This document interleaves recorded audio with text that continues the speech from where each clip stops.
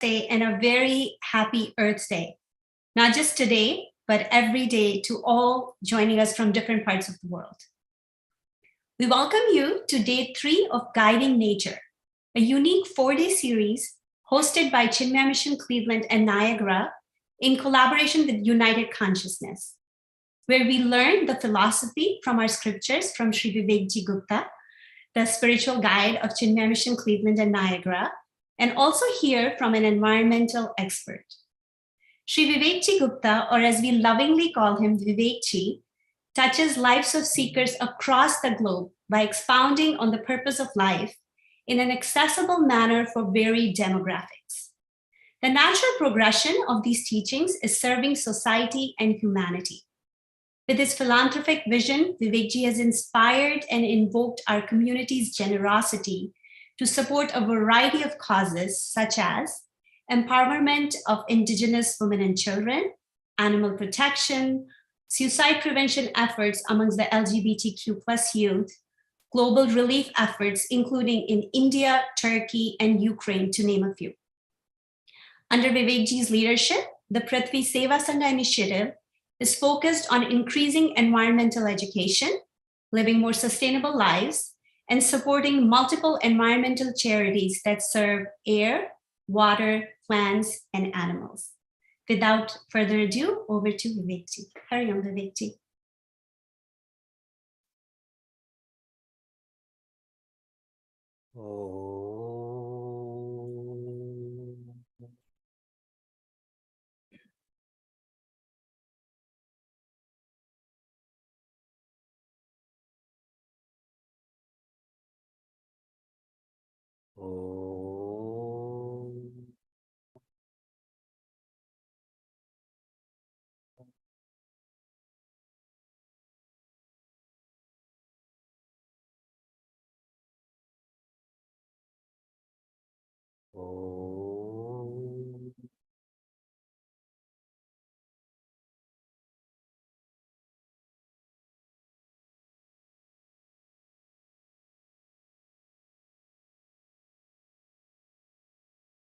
Hari Om and greetings from Cleveland and a joyous Earth Day to all.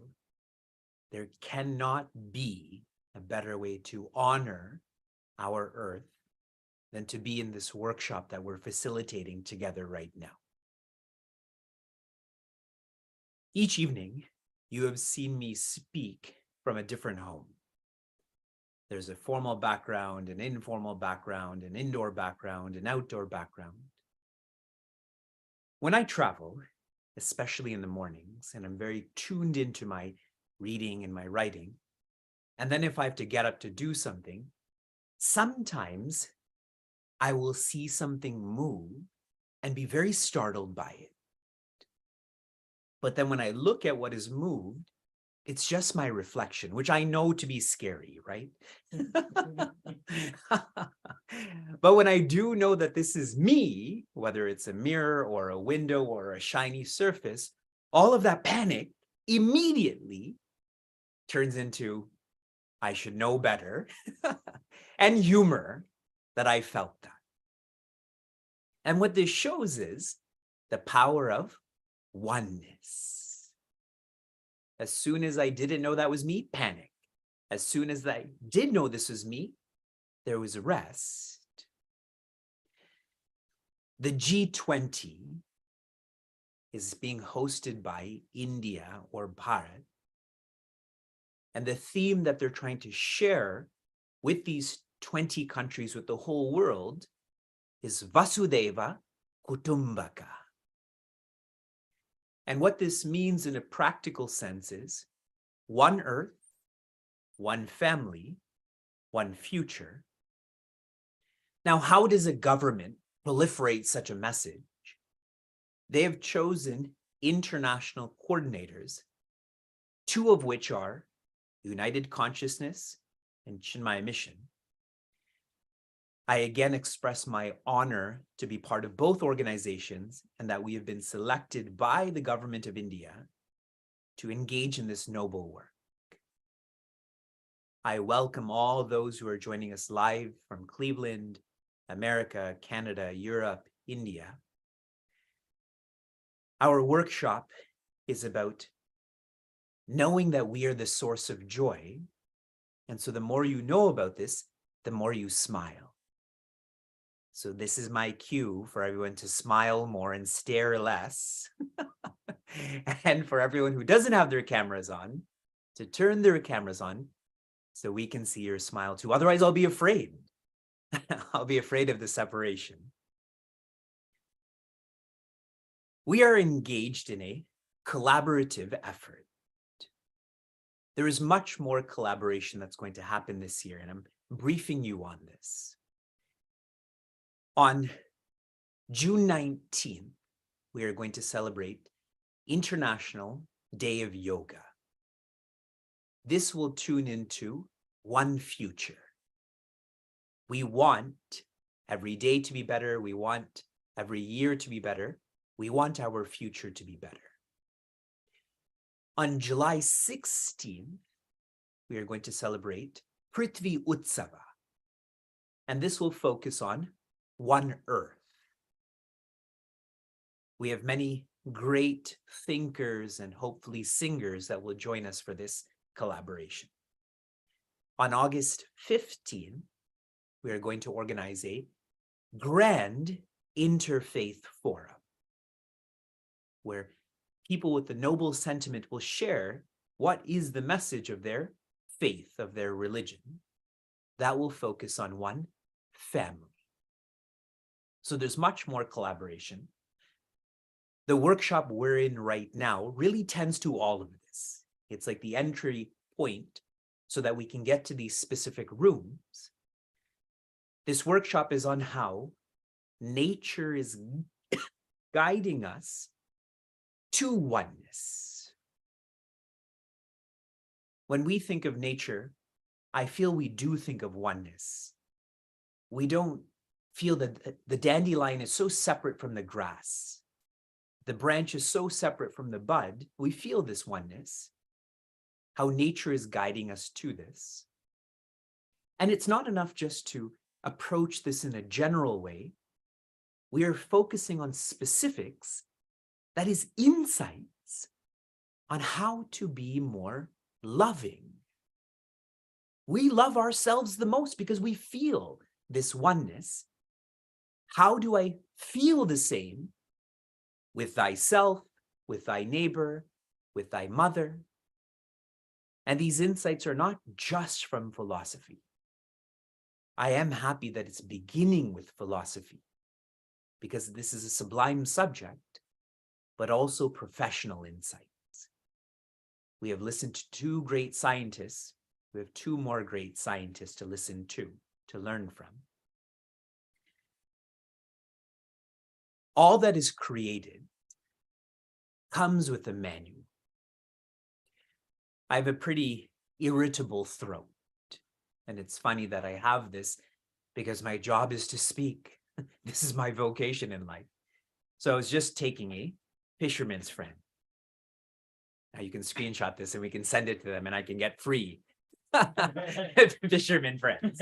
But anyways, like there's instructions in the back. Don't do this or do this.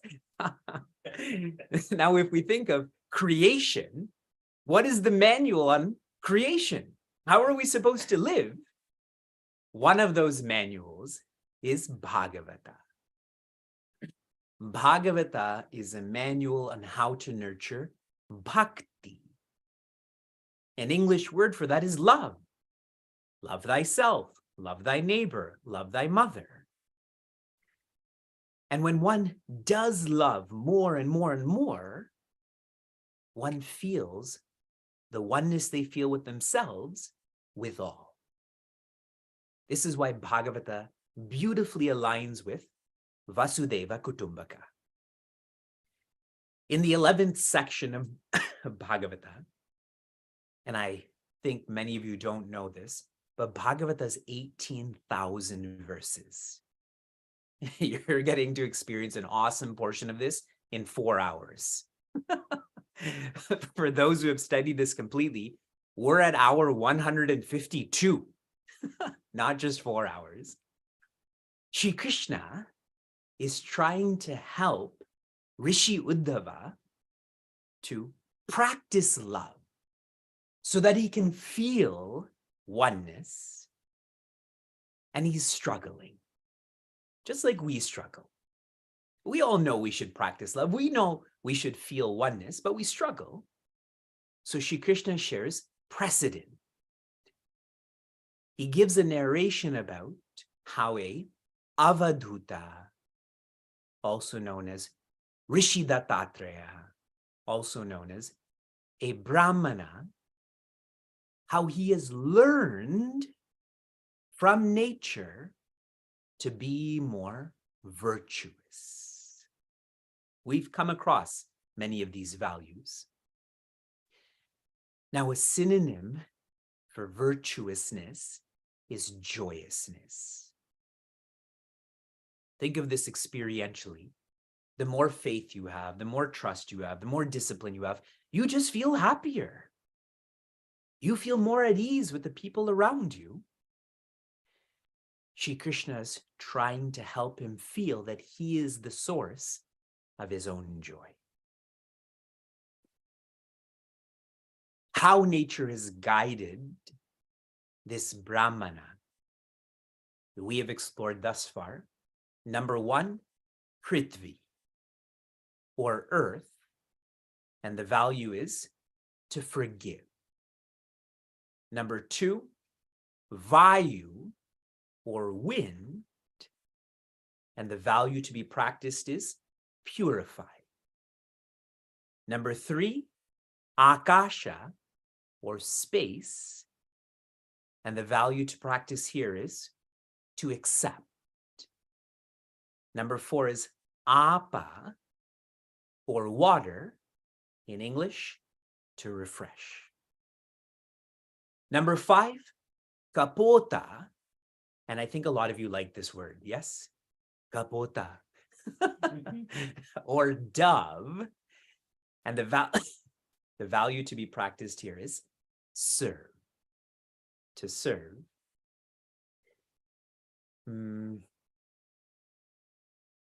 A specific practice within serve was me encouraging everyone to give a portion of their resources, time, and effort to our earth. Our earth has given us everything. The least we can do is to give a portion back. And that's why we have such a strong effort towards planting trees and funding the planting of trees. I've spoken about this. You've seen this on social media also. Next week, we're going to commence a new offering within this community called Birthday Satsanga. On your birthday, if you wanted to have a satsanga, then you have that opportunity. And now, this may deter you, but I'm going to say it anyways. As part of this satsanga, we will identify a charity and encourage those people who gather for your birthday not to give to you. Who here doesn't have way more, not than they need, than they want? So to give on behalf of you to charities that are helping the environment. So by show of hands, who wants to have a birthday satsanga now? Even if you don't, at least indulge me by putting your hand up. Number 6 is Ajagara, or python, and our practice was quieten. I had read somewhere, I think it was the Harvard Business Review, that when you buy a product from a store that doesn't have a return policy, you have greater satisfaction with that product. When you have an option of potentially returning that, when you buy it, what are you thinking? Why did I buy it? I should have got it in red. This is cheaper. See how we overthink that? But if you don't have an option, you have no choice but to enjoy that. So to live a life in a way where quietude is more important. Number 7, Sindhu, or sea, and our practice, deepen. I had shared a lot about being less body conscious, and a great way to do this is to look in mirrors less. I was just at a fundraiser and I was washing my hands and I was observing people at the sink, okay? At the sink. And as I was watching them wash their hands, they're all looking in the mirror. You don't have to look in the mirror to wash your hands. Look down, close your eyes, but we're so body conscious. This is a way to be deeper. We continue. I have to move fast. The 8th, this is all new content. The 8th guide is patanga. In English, this means a moth. What this Brahmana observes is, in the jungle, when a fire was lit, those moths, they were attracted to this glow, but they couldn't control themselves, they couldn't stop themselves. So what would those moths do? Go into that fire and get burned and die. Now, what can we learn from this? What we can learn is appreciate. Our 8th practice on how to be more loving, how to feel oneness, is to appreciate. See, that moth immersed itself in that fire when it could have appreciated that fire. It didn't have to immerse itself in that. In reference to loving thyself, what does this look like? Appreciate what you have. Appreciating what you have, you're less concerned about what you don't have then. You don't feel this burn of, I don't have this, I don't have this, I don't have this. How to practice this with thy neighbor? Appreciate who they are. Earlier, I told you to focus on people's strengths. Remember, I gave you that example of that lady who was asking me how I keep my clothes so white. See, it's much easier virtually. My clothes can be very dirty, but because of filters, it looks like they're clean. Looks like I'm clean, but because of filters.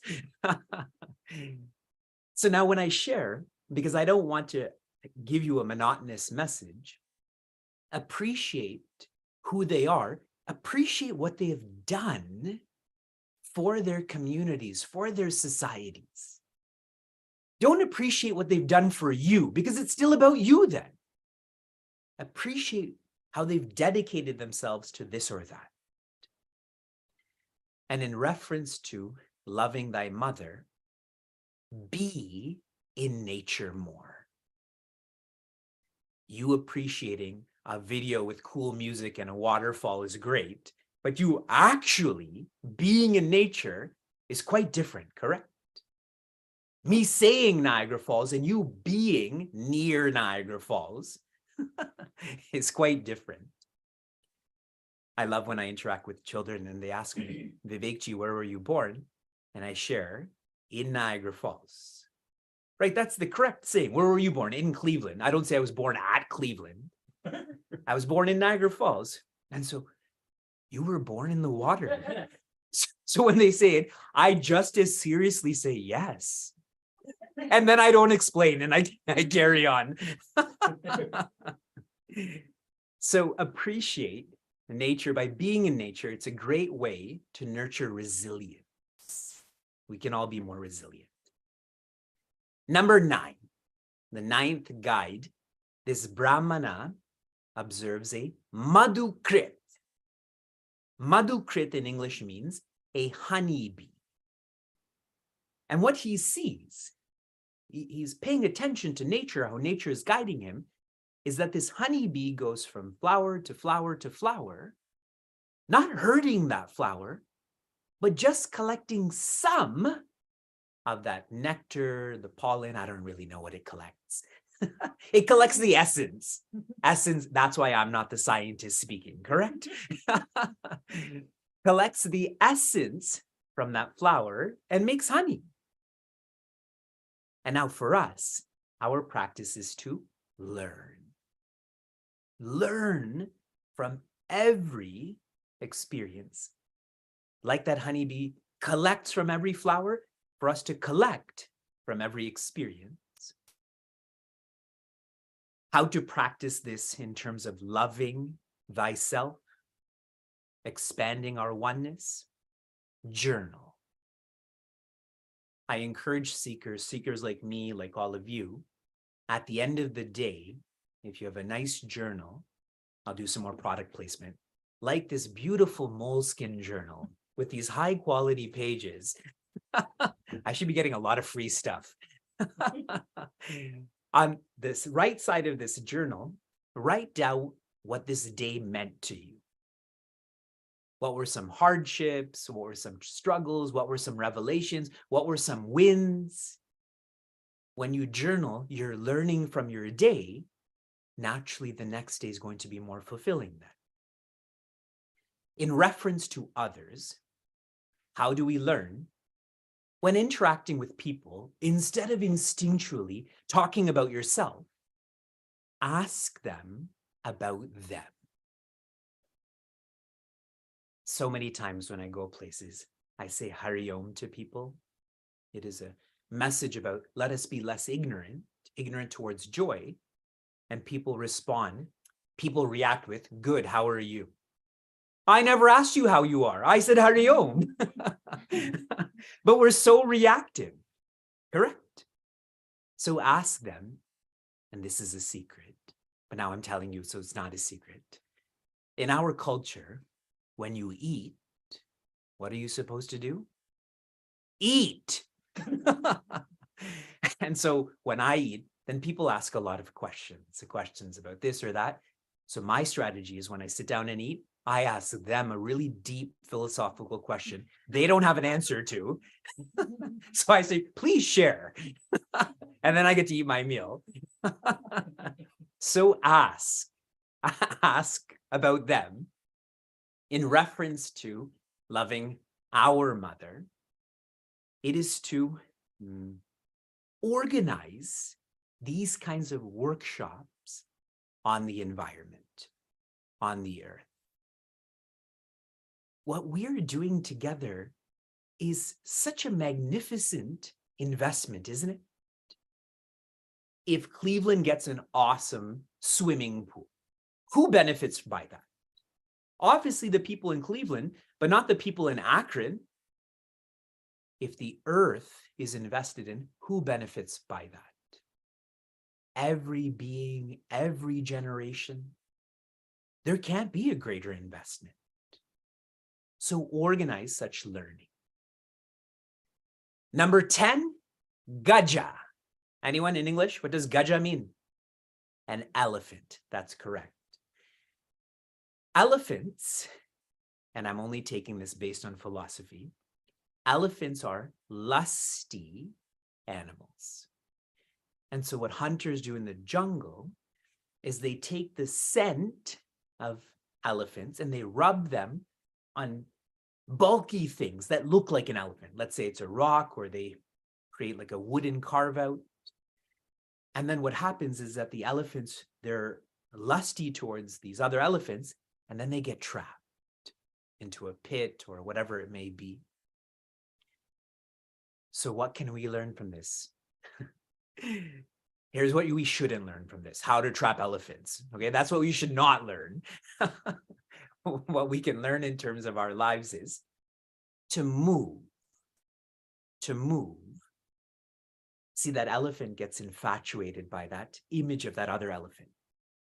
But suppose that elephant just kept on moving towards its food or water or whatever it would be, it wouldn't get trapped then, correct? For us, how we can practice this when we are feeling lusty, and some may not identify with this, when we are overthinking. If I see someone beautiful and I keep thinking about them, it becomes lust then, correct? It's an expression of overthinking. When we are overthinking, what we can do is clean. Go clean something, right? We always need to clean dishes, laundry, driveway, leaves, whatever it may be. That helps us to get out of our head, but in a productive way. Clean. Like when I just need some time for myself, what I like to do is make, like, after our children leave in the morning, I go and make their beds, I fold their clothes, I tidy up, because my mornings are with a lot of reading, writing, reflecting. So it helps me to just do something rather than just stay in my own head. In regards to others, when we interact with people, people are going to push back against us. They're going to pull on us. They're going to compliment us, criticize us. But if you want to maintain that relationship, you have to keep moving then, correct? You said this to me yesterday, but I want us to have a relationship, so I have to keep moving. And that's why I've shared with many of you in Meaningful Mornings, more important than a person is a purpose. If I can commune with the purpose, then I will keep moving then. But if it's just tuned into a person, I will get stuck.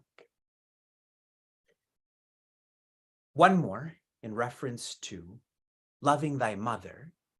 As you're moving, and we all move a lot, we walk, we drive, etc., pick up litter. Number one is don't litter.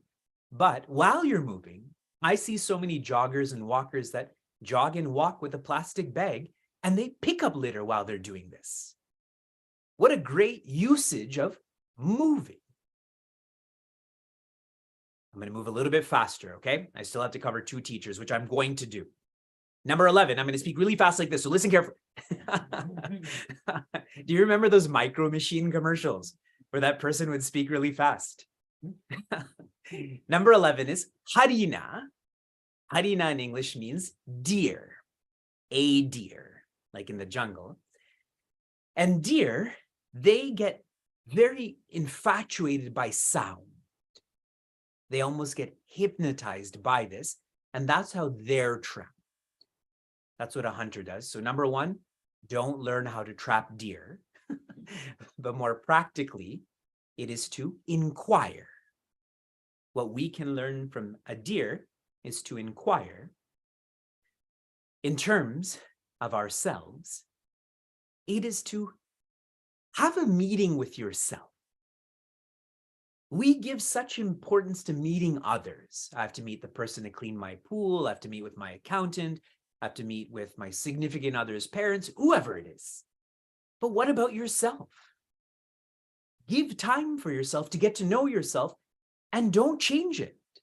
If someone emails you, if someone calls you, if you're in an important meeting, you don't answer that, correct?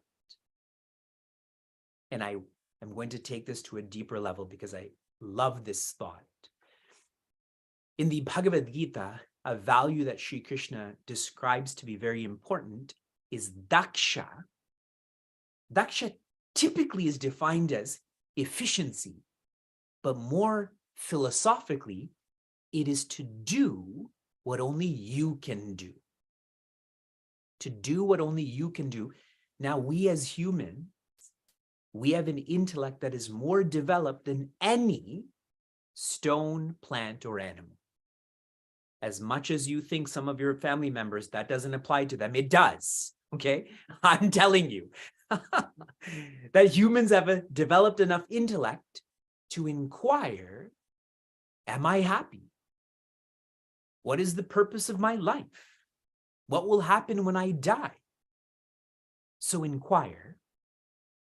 In reference to others, pray for them. Praying is a way of understanding another person and what they need. A really lovely movie and person is Fred Rogers.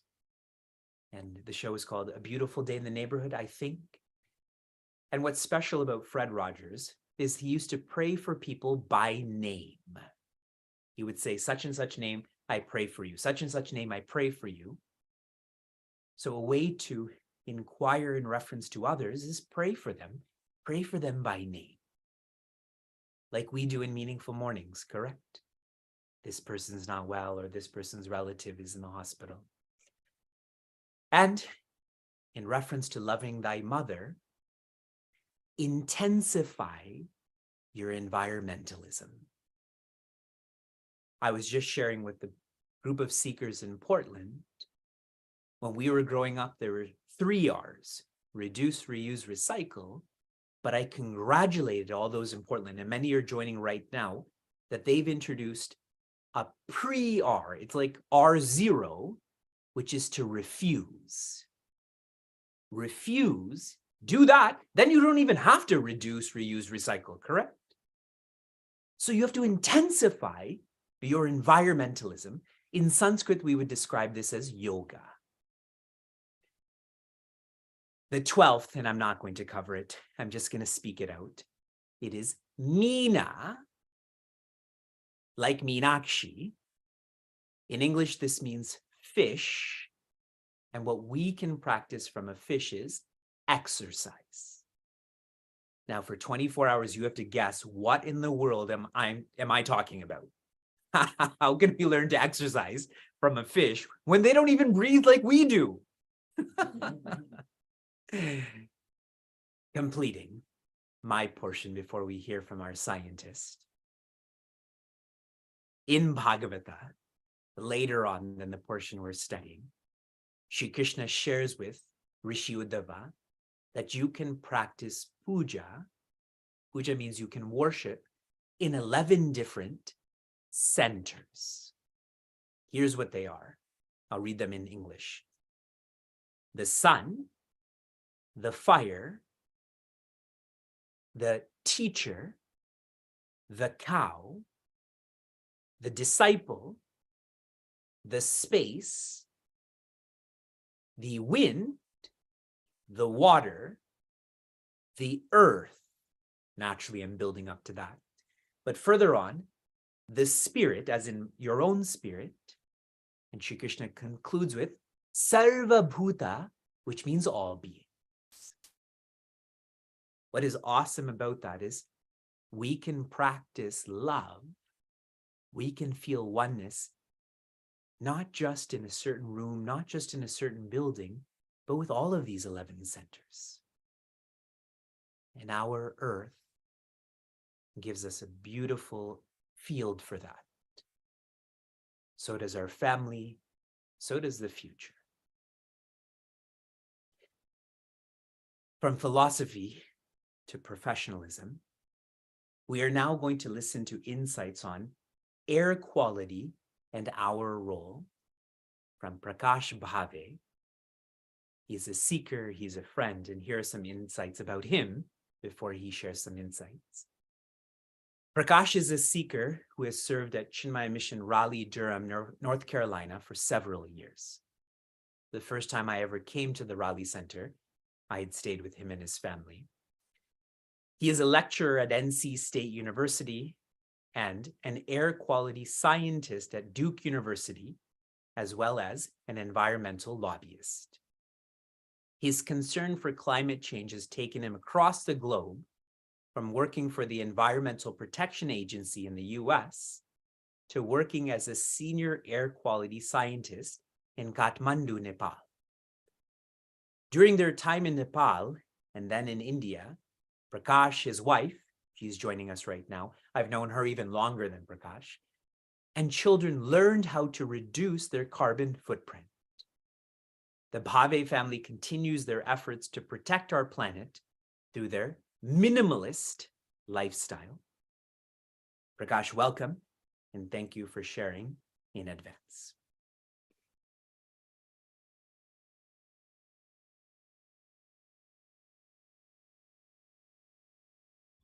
Hari Om, everybody. Hari Om to those in live audience in Cleveland and everybody around the world.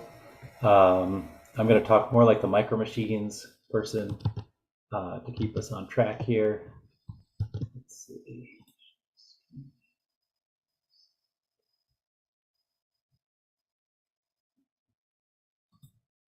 Okay. Darn it. I'm afraid of that. Is my full screen showing or my notes window? notes. Bummer. Okay.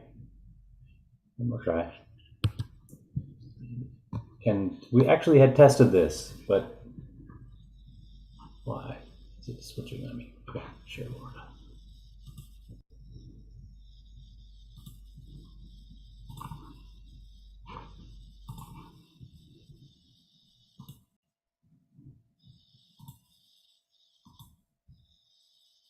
Full screen?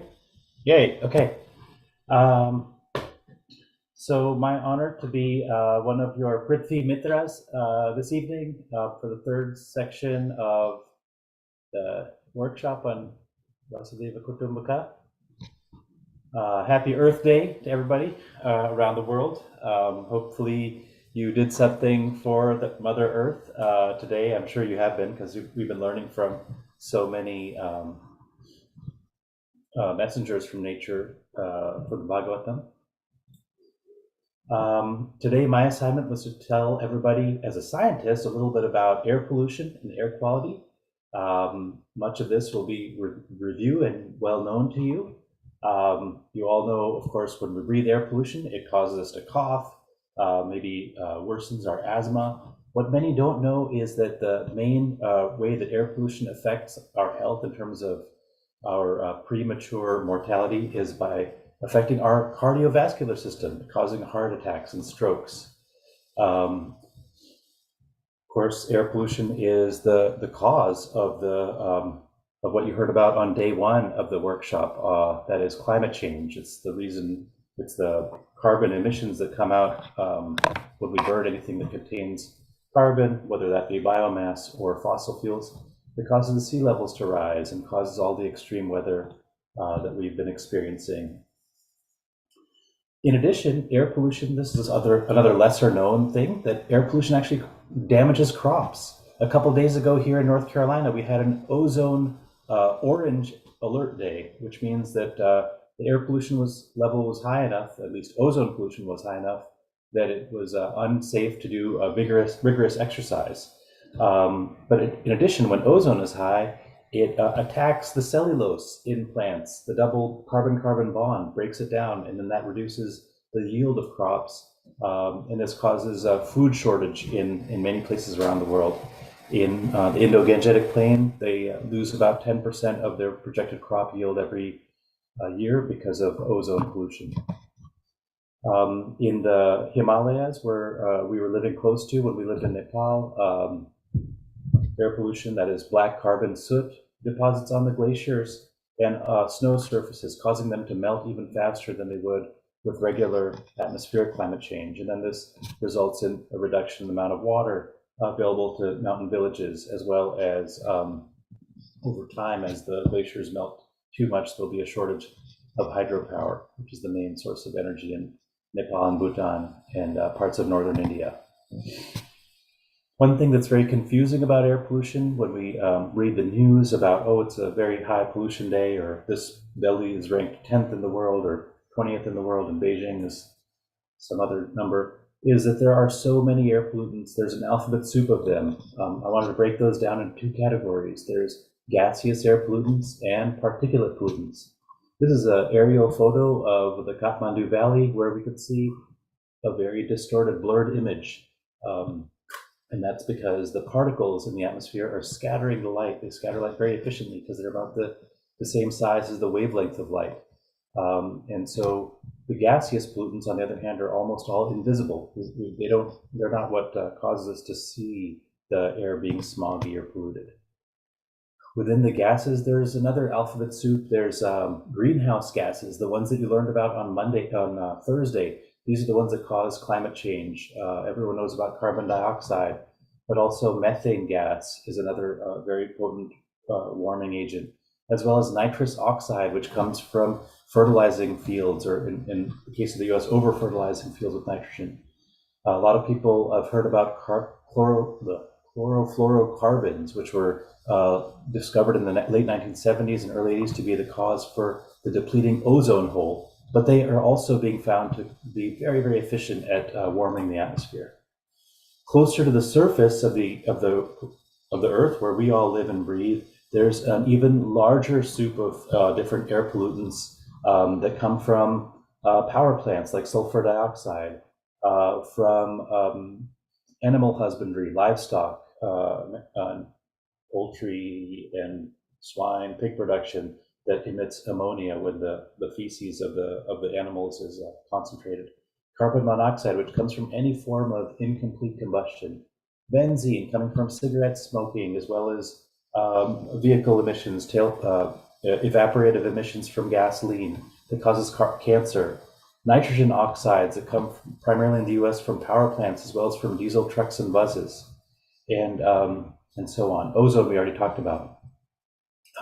That actually does not get emitted by anybody. It gets formed in the atmosphere through chemical reactions and then goes on to damage our lungs and crops and so forth. The other side of the pollution that many of you may have heard of are not gases at all. These are fine particulate matter, which we abbreviate as PM 2.5. They're so small that you could stack 20 of them and they would still be smaller than the width of a human hair. These are known nowadays as the killer pollutant. They're the cause of 7 million premature deaths per year around the world. And as I mentioned before, these are the pollutants that cause it to be very difficult to see through the haze, see the mountains from Kathmandu, or see across the street in New Delhi. They're the cause of what makes the blue sky appear white or even gray in the middle of the day. They affect climate change as well in more nonlinear ways than carbon dioxide, affecting the monsoon pattern in South Asia because they make for smaller cloud droplets. And then the clouds take a lot longer to become, the droplets become large enough so that they can cause rain events. And then they have cloud bursts or massive rainfalls somewhere where it shouldn't have happened. And then I also already mentioned how they accelerate snow and ice melting. Since you were promised to hear from a scientist, I have to add some technical things here.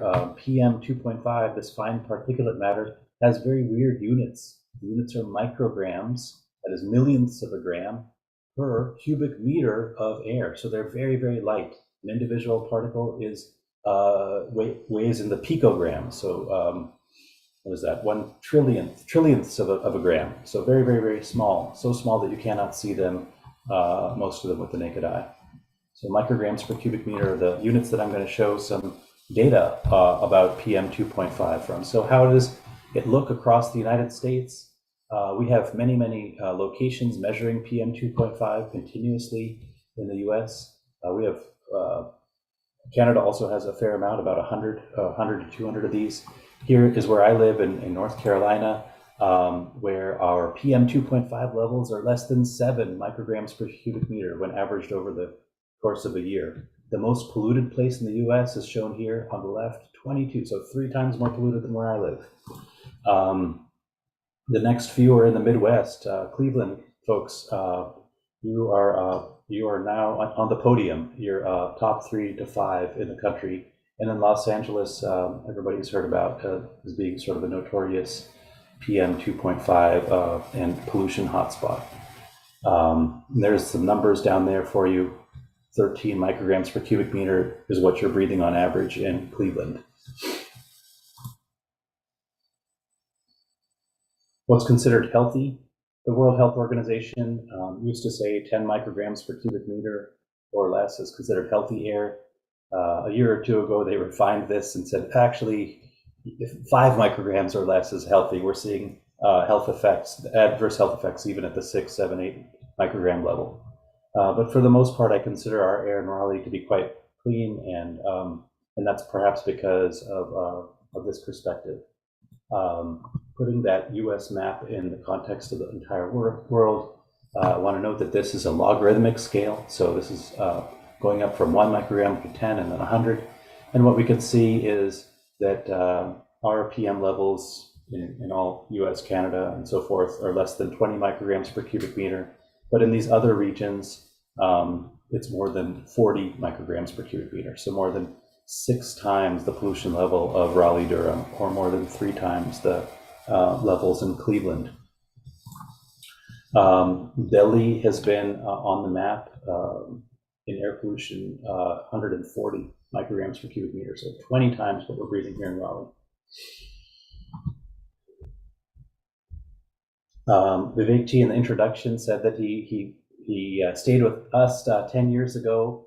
It's almost been 10 years exactly, Vivek Ji. It was end of March of 2013 when he spent the whole week in Raleigh for the first time. I think it was his first trip. And we did all kinds of fun things, including spending time in nature. At that time, I think he was still talking while eating, but here he is getting some food at Interbiksha. He played chess with my kids, watched movies with them. We played tug of war in the park. This is more of a trip down memory lane for Vivek Ji than for the rest of you who are on the call today. Listen to us sing bhajans, led us in a meditation session where we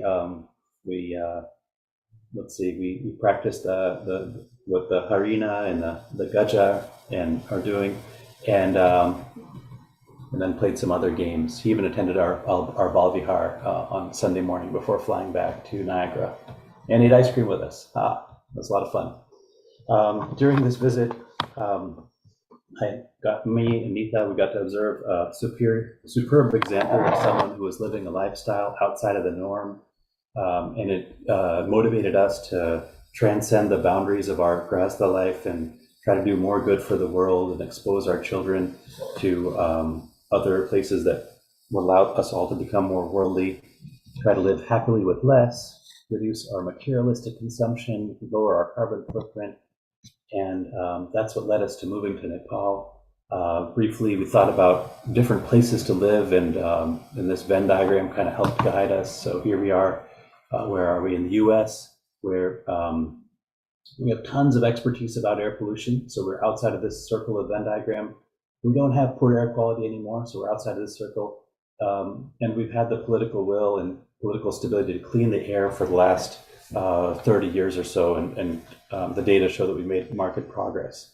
Move over to China, which is one place I at the time had heard so much about their pollution, but realized that while they have poor air quality and strong political will to clean up, there was no longer a shortage of technical experts. And eventually, I wanted to go to a place that would be in the center of the Venn diagram. Couldn't get a job in Thailand or Philippines, probably due to lack of contacts or lack of knowledge of that region. Wound up in Nepal, which was an experience of a lifetime, spending 3 years there doing the most exciting work ever of my career. We learned to live happily with much less creature comforts. We had a much healthier diet, no processed foods, almost a zero carbon footprint except for our air travel, which I've talked about in previous sessions. But the downside, of course, is that we breathed a lot of air pollution. But the upshot of that was that the work that I was doing there had a bigger potential impact on the air. And then 5-6 years ago, we moved back to the US and started to take some tactile actions that we could apply to our daily lives to reduce the air pollution or reduce our own emissions. In Raleigh, we started by living in a much smaller home, much like Vivek Ji's upbringing. Our 3 kids sleep in the same room, and kids walk, and we're walking, bicycling to work, the school, we bus to work, had hybrid vehicles. Actually, we bought a second hybrid vehicle that got totaled, but then we ended up replacing it with another hybrid vehicle, so we're doing good there. Bottom line is our household emissions are about as low as they could be. And in terms of tactile actions, I don't need to lecture it to you all. You all know maybe what are the sources of air pollution that your families and you as an individual might be contributing to. And you could think about incremental ways to reduce those. The biggest one that most people don't think about, or the biggest 2, I mentioned at a previous talk about 18 months ago, are to reduce your consumption. Because while buying clothes directly doesn't emit air pollutants, upstream of the clothes that you're buying in the department store or at the designer fashion store, there's a lot of emissions in the production of the clothes, as well as in the harnessing of the natural resources required to manufacture those clothes. And that out of sight, out of mind kind of thinking is sort of what's gotten us into the mess that we're in, because we're so out of touch with what harm is being caused to the earth and to the environment from our consumption patterns. And then the second one that I've become more privy or aware of, at least recently, is reducing air travel and trying to swap out air travel with more road trips, more local holidays and such. Let's see, I think this is time. This slide was not to plug my previous talk, but rather to remind myself that I want to show a little clip of a video. Vivekji gave some really, so part of this, I think I've been fortunate enough to be invited as a speaker 3-4 times in various different types of sessions and workshops. And so part of this today's presentation is my chance to have an interaction with Vivekji, with all of you as an audience, as a side audience. And so I wanted to share with him that that I took to heart some of the advice that he provided at the end of my first talk. Let's see, let's listen to Vivekji and hear what tactile action he offered to the crowd that day. Oh. And as I've shared with all of those who can change their careers, become a politician. This has to happen at a policy level. And I mean that most seriously. You're all smiling. Like I teach you Vedanta, you smile and nod and think it applies to someone else. I know you're doing the same in terms of me encouraging you to become politicians, but that's what we need, correct? We don't need more lawyers. We don't need more preachers. We need more politicians to enact such policy that is focusing on the substratum. And so, Vivekji, what I wanted to share with the group last time, I made a big pitch about how, in addition to these tactile actions, reducing consumption, reducing air travel, reducing our vehicle emissions, using more efficient ways of heating and cooling our homes, while these do make a dent in the amount of pollution that we emit to the environment, the solutions have to be at a much grander scale. Things like what you're doing here by educating many and then putting thousands of people at scale into action. At the policy level, I spent years lobbying Congress for putting a price on carbon. I shared about that at an earlier presentation, and eventually grew frustrated with the process because our political actors that are available to us in these two parties, they have more of an incentive to fight with one another and not accomplish anything than to compromise and put forward a solution that'll have even incremental benefit to the society. And so today you'll see in my t-shirt, I'm wearing the t-shirt of a new political party that I've joined, and then I'm spending a ton of time trying to get onto ballots in North Carolina, as well as others. My counterparts are doing that in other parts of the country. It's called the Forward Party. And it's a truly selfless seva type of party where we're not trying to get elected the next president or anything like that, but we're trying to dismantle this two-party system that's polarizing us and that's causing us to have no ability to pass environmental reform.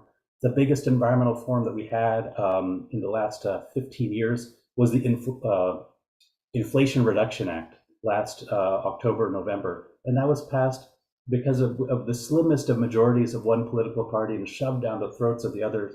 And it's very likely that it'll get overturned by the next Congress because of our two-party system. We're basically as unstable as the politics that I observed in Nepal, where the prime minister would change every 6 months. Here, Congress keeps flip-flopping, and so I encourage everybody on the call to learn about the Forward Party that's just trying to dismantle that duopoly through ranked choice voting, nonpartisan primaries, and make our democracy more like Canada's, where they have multiple parties that are able to form coalitions and pass legislation that actually does something that's beneficial to all Americans and that the majority of Americans support.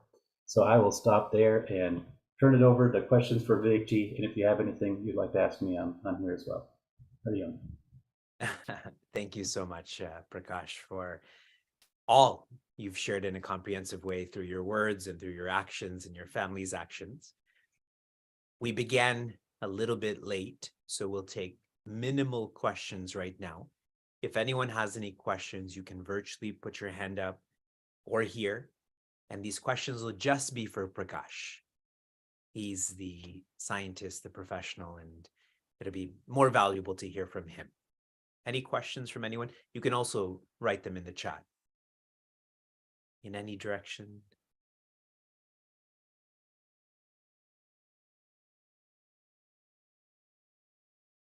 And if you don't want to ask Prakash, fine. You can ask me also.